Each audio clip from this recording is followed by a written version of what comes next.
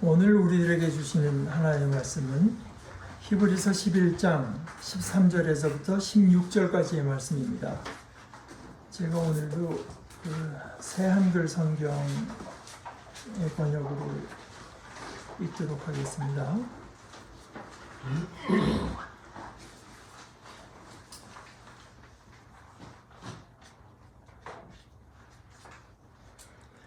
이 사람들은 모두 믿음 안에서 죽었습니다. 그들은 약속해 주신 것들을 실제로 받지는 못했지만 멀리서 그것들을 보고 반가워했습니다. 땅에서 자기들은 낯선 손님이요 잠시 거쳐가는 사람이라는 것을 인정했습니다. 이렇게 말함으로써 그들은 자기들이 본디의 고향을 찾아다니고 있음을 분명히 보여주고 있습니다.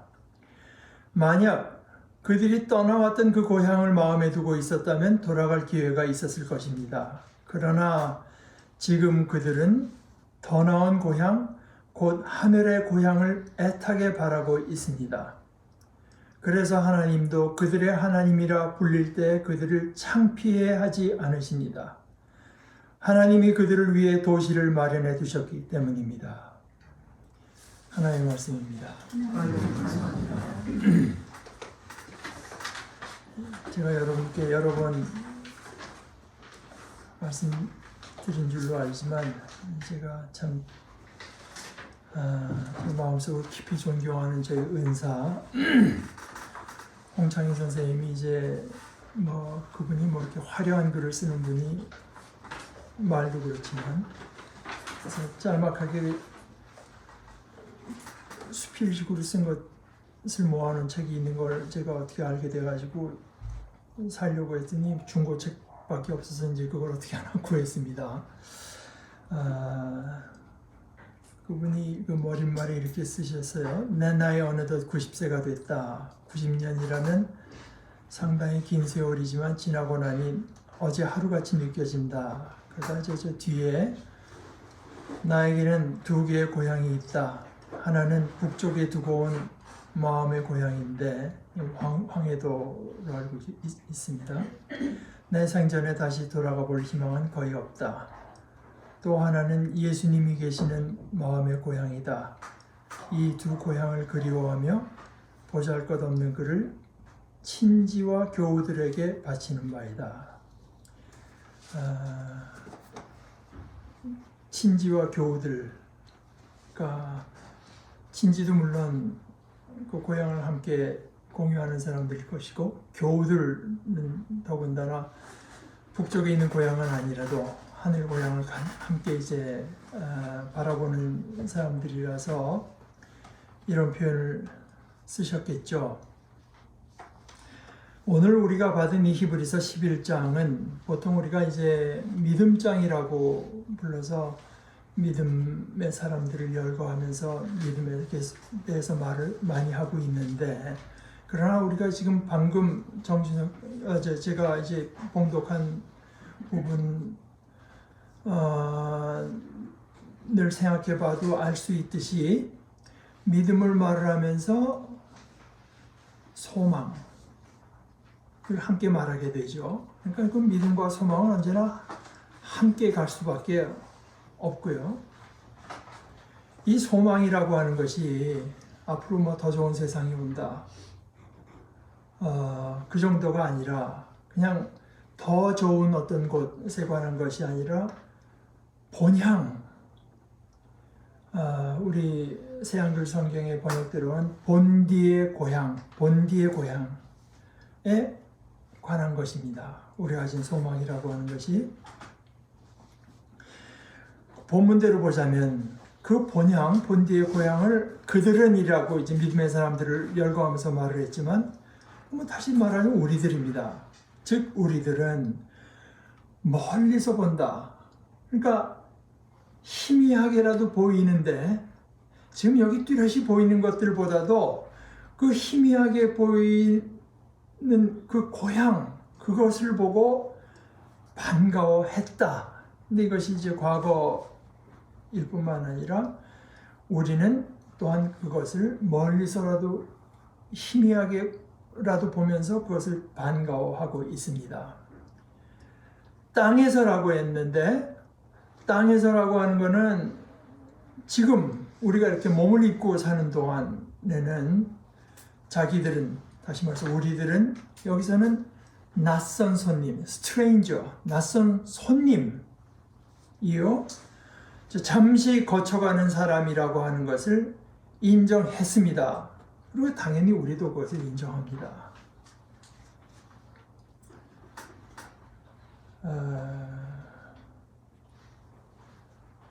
그래서 아이들을 지난 4월에 만났을 때 사람 일이라는 게 언제 어떻게 될지 모르니까 이제 제가 뭐 이런 얘기도 좀 했습니다. 그런데 그래서 내가 죽으면 이제 어디다 묻는다 이런 얘기도 이제 했는데 야 그럼 뭐 무덤이건 뭐건 야 내가 죽은 뒤에 그 무덤이 있으면 어떡하냐. 내가 죽은 뒤에 내 몸뚱아리가 뭐 거기 있을지 모르지만 내가 영원토록 거기 있으면 나는 어떡하냐. 그건 말이 안 되지. 이제 그런 얘기를 했습니다. 그리고 그렇게 인정함으로써, 그렇게 말함으로써 그들은, 그리고 우리들은 자기들이 본디의 고향을 찾아다니고 있음을 분명히 보여주고 있습니다. 근데 그 15절에는 좀 노신초사에서 혹시 나에서 한 말이겠지만 내 말이 오해가 됐나. 그 사람들이 뭐 이북에서 왔다, 뭐 어디 뭐 다른 데서 왔다, 그런 어떤 지역적인 고향을 찾아 다닌다는 뜻이 아니다 라고 하는 걸 15절에서 말하고 나서 16절에서는 다시 그들은, 그리고 우리들 역시 하늘의 고향을 애타게 바라고 있습니다. 다시 말해서 계속 말한 우리의 본디의 고향이라고 하는 것은 하늘에 있다 하는 이야기를 이제 말을 한 것이죠. 그리고 하늘에 있고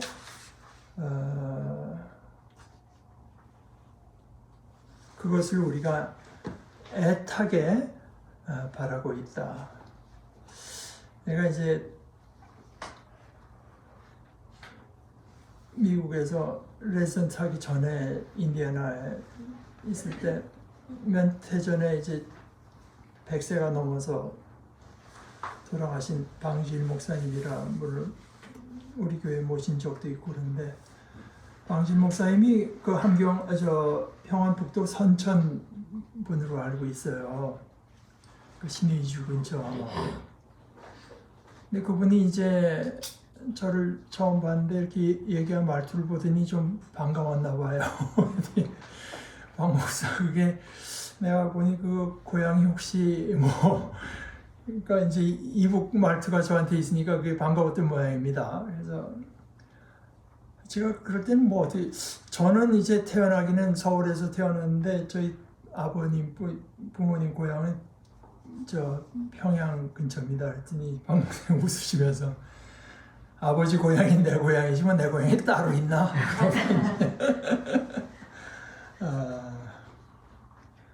물론 내 부모님의 고향이 내 고향인 것이 물론 맞겠죠. 그러나 저는 뭐 평양 이쪽은 한 번도 가본 일이 없고 좀 뭔가 친근함을 느끼는 건 사실입니다만은, 그러나 제게 있어서 그 평양이라고 하는 것보다 제게 고향에 더 가깝다고 하면은 그 당시만 살아계신 우리 부모가 계신 곳이 거기가 고향이지. 평양보다 부모님이 서울에 계시면 서울이 더 내 고향 같지. 부모님이 계신 그 집, 그 장소. 그런데 부모님, 사실 더 완벽하려면 부모님 자신도 고향에 계시고, 고향에 계신 부모님 곁에 거기가 이제 진짜 고향이라고 할 수 있을 것 같아요. 우리 인생의 처지라고 하는 게 어떻게 보면 다 고향을 어쩔 수 없이 떠난 그 난민의 처지 비슷해가지고, 여러분 뭐 지금도 가자 지역 보게 되면 그 난민들이 뭐 어느 때 그저 그런 대로 살아가는 것 같다가 갑자기 그냥 위험해지고 하잖아요. 생각지도 못했던 위험에 이제 사로잡히고 근본적으로 어쩔 수 없이 받아들인다고 하면서도 어느 정도의 그 적대 감정 같은 걸 이제 늘 표현하지도 못한 채로 느끼면서 살아가는 게 이게 난민들의 처지라고 할 수 있죠. 그러니까 부모님이 계신 그곳이 부모님께도 고향일 때 거기가 이제 아마 진정한 고향에 가까울 거라고 생각합니다. 그러나 아까도 말씀드렸다시피 사실 우리에게 우선 중요한 것은 그게 뭐 평양이건 제가 어릴 때 자라던 남대문 시장 이런 데가 아니라 지금 부모님이 계신 곳인데, 그러니까 다시 말해서 어느 곳이 우리의 고향이든가 고향처럼 되게 하는 것은 부모님의 존재지요. 그리고 어떻게 말하면 부모님이 짜놓은 그 삶의 형태의 일부가 돼서 살아가던, 그러니까 부모님과 우리가 함께 지내던 곳, 거기가 이제 아마 고향 같은 곳인데, 사실 그게 아까 말한 이제 쭉 대대로 내려오던 지역, 진짜 고향 같으면은 뭐 거기서 쭉 자랐으면은 내가 잘 아는 곳, 산천이 우선 내게 있고, 어디 가면 미끄러져서 넘어지기도 쉽고, 어디 가면 위험하고, 어디 가면 좋은 데가 있고, 일단 속속들이 아는 곳이 고향이겠고, 게다가 있는 사람들이 다 나와 똑같이 이제 가깝지는 않더라도 대체적으로 나를 선의로 대해주는 사람들, 말도 안 되는 억지를 부리면서 나는 이런 뜻에서 한 건데 전혀 다른 걸로 나를 이제 얽매려고 하지 않는 사람들, 이런 것이 이제 고향을 우리가 그리워하는 이유겠죠. 그러니까 부정적으로 소극적으로 보자면은 낯설지 않은 곳, 그리고 아무리 뭐 거기가 우리가 다 자리를 잡고 잘 사는 것 같아도 우리가 거기 사는 그 거주라고 하는 것이 결국은 임시적일 수밖에 없지 않은 곳, 거기가 이제 그러니까 영주할 곳, 거기가 고향일 텐데, 그러나 우리의 처지는 결코 그렇지 못하죠. 아까 서사모님 기도하면서 뭐 앞으로 할 수 없다, 그런 곳이 우리가 있는 것 아니겠습니까? 낯선 곳, 갑자기 어느 틈엔가 툭 어떤 적대적인 요소가 나에게 던져지는 곳. 그러니까 우리는 사실 낯선 곳에 있는 존재들이고 손님 같은 존재들이지.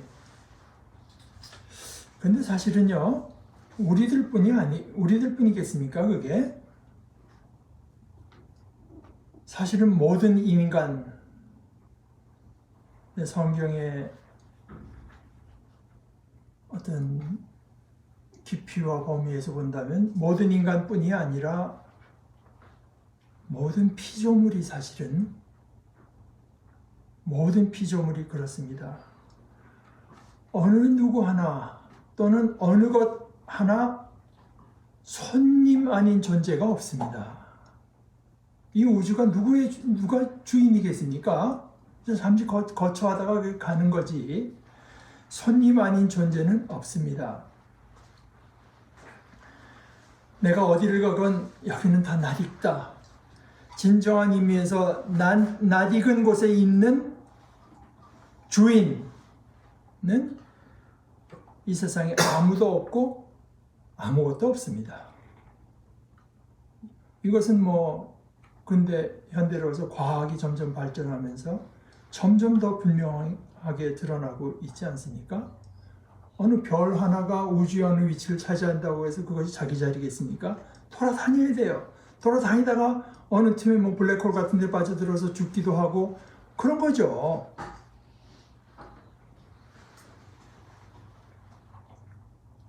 모든 것은 그 상태도 그렇고 또 위치도 그렇고 또 서로 간의 관계, 이런 모든 것이 다 끊임없이 변화합니다. 어느 것 하나 낯익은 변화가 사실은 없습니다. 어느 정도 짐작할 수 있을 따름이나 우리가 뭐 길지 않은 인생을 살아왔어도 우리 삶에 얼마든지 낯선 일이 생긴다고 하는 것을 우리가 다 알고 있습니다. 우리가 열심히 연구하고 그 연구 결과를 쌓아서 조금씩 차차 알아가는 소위 법칙, 이건 우리가 필연이라고 부를 수 있죠. 필연과 아무리 법칙을 여태까지 우리가 발견했다고 해도 그럼에도 여전히 우리가 알 수 없는 영역, 미지의 영역으로 남아있는 그 부분은 훨씬 더 큰데 우리가 알 수 있는 것보다 여전히 엄청나게 커다란 부분, 그래서 우리가 가진 용어로는 것을 우연이라고 부르죠. 우연이라고 부르는 그 필연과 우연 속에 우리 모두가 처해 있다고 우리는 느낍니다. 그야말로 너나 나나 다 낯선 손님들일 뿐입니다. 헤아릴 수 없이 많은 일들이 일어나고 있고 그 일들이 다 사소한 것일 수도 있지만 사실은 나에게는 엄청나게 중요해서 내 운명을 좌지우지할 일인데도 우리는 또 우리뿐 아니라 어떤 피조물이라고 해도 그것을 알지 못한 채 지내고 있습니다. 그저 너무 험한 일이 생기지 않기만 막연히 바라면서. 그런데 사실 우리가 처해 있는 이 자연 천지라고 하는 것은 적지 않은 경우에 우리에게 적대적입니다. 그렇잖아요. 뭐 자연재해, 그 지진, 무슨 회오리바람, 질병, 사고, 오죽하면 그 적대심을 이제 중국의 그 노자 같은 이는 천지불인, 천지는 그렇게 인자하지 않다, 이런 말로 표현했겠습니까?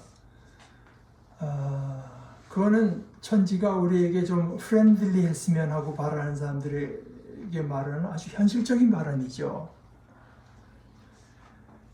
이 땅에 사는 동안 우리에게는 수없이 사방에 곳곳에 알 수 없는 매복이 있고 느닷없는 위험이 닥칠 것을 이제 우리가 알고 있고, 거기에다가 상황을 더 악화시킨 것은 우리 인간 속에 있는 어떤 악함, 역시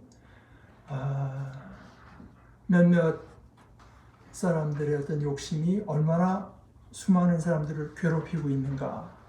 뭐 전쟁이나 국내 정치나 뭐 국제 정치 보면 우리는 그것을 부인할 수가 없을 정도 아니겠습니까? 그래서 주님께서 우리에게 가르쳐 주실 때도 악에서 건져내 주십시오. 우리가 이제 마지막 찬송으로 부를 때는 악에서 구원하소서, 또는 이제 그 원어대로 보면은 또 악한 자라고 이해하기도 합니다. 악한 자에게서 우리를 건져내 주십시오라고 기도하라고 하시잖아요. 이사야의 표현으로는 여기는 많은 해함과 상함이 있는 것입니다. 우리는 이것을 인정하는 사람들입니다. 그런데 여기까지는 사실 누구나 다 인정할 수밖에 없지 않을까요? 우리가 인정하는 것은 여기에서 그치는 것이 아닙니다. 여기까지는 사실 누구라도 사실 제정신으로 들여다보면 인정하지 않을 수 없을 것 같아요. 그러면 우리 모두가 아닌 우리가 인정하는 것은 무엇인가?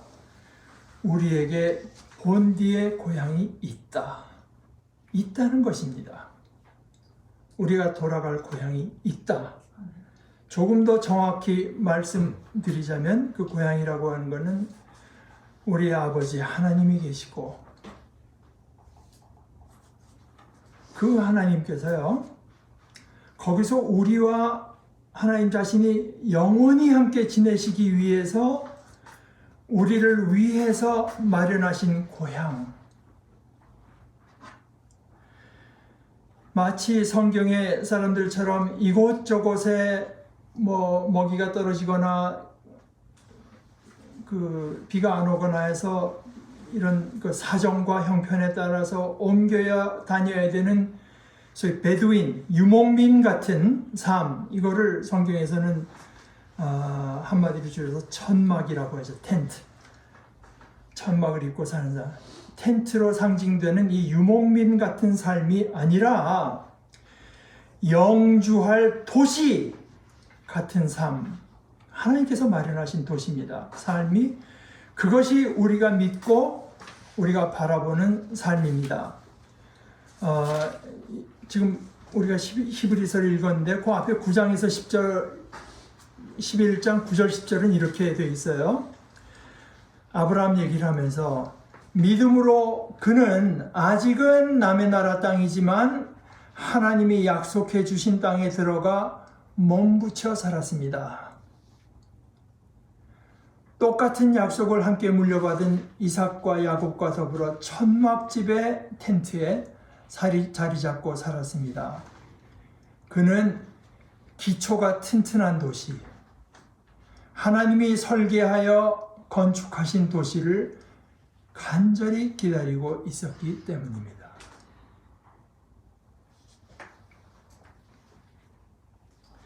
기초가 튼튼하기 때문에 흔들리지 않는 도시, 하나님이 설계하시고 하나님이 하나하나 설계하시고 건축해서 모든 것이 다 하나님의 작품이라 어느 곳에도 그런 어떤 그 우연이라든지 예측할 수 없는 재앙 같은 것이 스며들 틈이 없을 뿐 아니라 그 만든 식을 보면 곳곳에서 우리 아버지의 우리를 향한 배려와 손길을 느낄 수 있는 도시.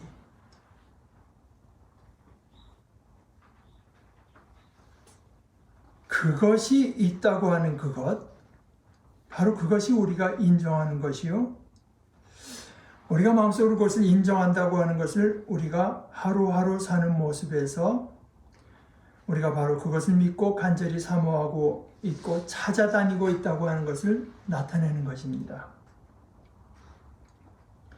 우리는 물론 하루하루 살면서도요, 우리가 반기는 것들이 있죠. 가족을 보면 반갑고, 좋은 친구들을 보면 반갑고, 좋은 소식을 들으면 반갑습니다. 그러나 우리가 진정으로 마음 가장 깊은 곳에서 반가워하는 것은 우리 고향과 관련된 것들입니다. 비록 희미한 것 같아도 그것이 우리에게 진정한 반가움을 던져주죠. 비록 우리가 실제로 그 고향으로 언젠가 돌아가서 거기서 영원히 살게 되기 전이라고 해도 그 고향을 멀리서나마 느끼게 해주는 것이라고 해도 그것이야말로 우리가 진정으로 반가워하는 것들입니다. 오늘 11장은 저 뒤에 38절에서 믿음의 사람들에 대해서 이렇게 말합니다. 세상은 이들을 감당할 만하지 못했습니다. 세상이 이들을 감당만 하지 못했는데 그 이유가 뭘까요? 그 이유는 우리가 이 세상이 결코 우리가 마음 붙이고 살만한 곳이 되지 못하는 것으로 인정하고 하늘의 고향을 애타게 바라고 있기 때문입니다. 우리를 사랑하시는 아버지가 계시고 그 아버지께서 이제는 우리와 함께 영구히 사시기 위해서 친히 하나하나 설계하시고 건축해서 마련하시고는 우리를 기다리시는 도시, 그곳이 우리가 간절히 기다리는 곳이니 그런 우리를 세상이 감당하지 못하는 것이 당연하지 않습니까? 이것이 바로 우리 주님께서 이 세상을 떠나시기에 앞서서 제자들에게 하신 말씀과도 같은 말씀입니다. 여전히 새 한글 성경을 따라서 요한복음 14장 앞부분을 좀 읽겠습니다. 그대들의 마음이 뒤흔들려서는 안 됩니다. 하나님을 믿으세요. 또 나를 믿으세요. 내 아버지 집에는 머물러 살 곳이 많이 있어요. 그렇지 않다면 그대들을 위해 자리를 마련하러 가는 것이라고 말했겠어요? 내가 가서 그대들을 위해 자리를 마련하면 다시 와서 그대들을 나한테로 맞아들일 겁니다. 내가 있는 곳에 그대들도 있게 하려고요. 근데 언뜻 이렇게 들으면은 이 온 시공 가운데 우리를 위해서 마련된 어떤 특정한 장소가 있는 것 같지만 그런 뜻은 아닙니다.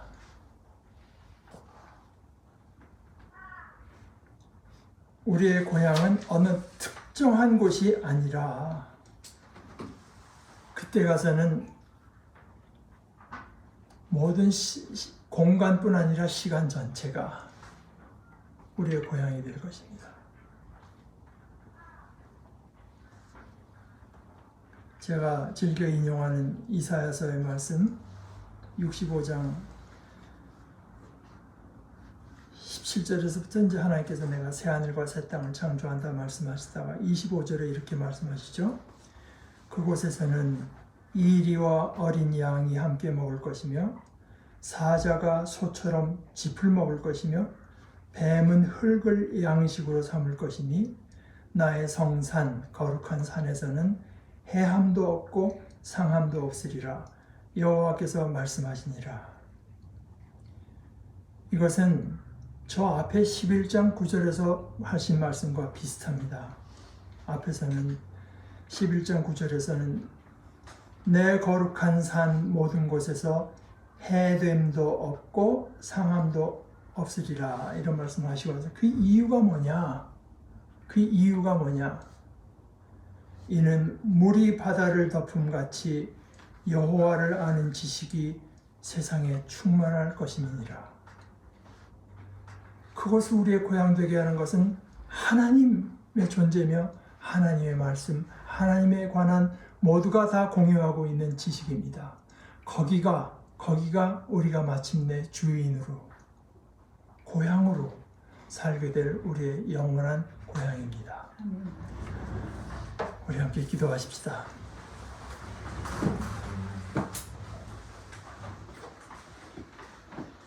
하나님 아버지, 저희를 사랑해 주시는 것을 감사합니다. 사랑하실 뿐 아니라 하나님께서는 사랑하신 저희들을 그저 일시적인 존재가 아니라 영원히 하나님과 함께 살 영원한 존재로 정하셨을 뿐 아니라 정하신 사실을 저희들에게 가르쳐 주시고 그것을 위해서 오늘도 일하고 계신 것을 감사합니다. 저희들로 이 하나님의 사랑을 깨닫고 하나님께서 저희들에게 약속해 주시는 이 소망의 말씀을 굳게 붙들고 믿음으로 살아가는 참 복 있는 자녀가 되도록 저희를 붙들어 주시고 인도하여 주시옵소서. 예수님의 이름으로 기도합니다. 아멘. 아멘.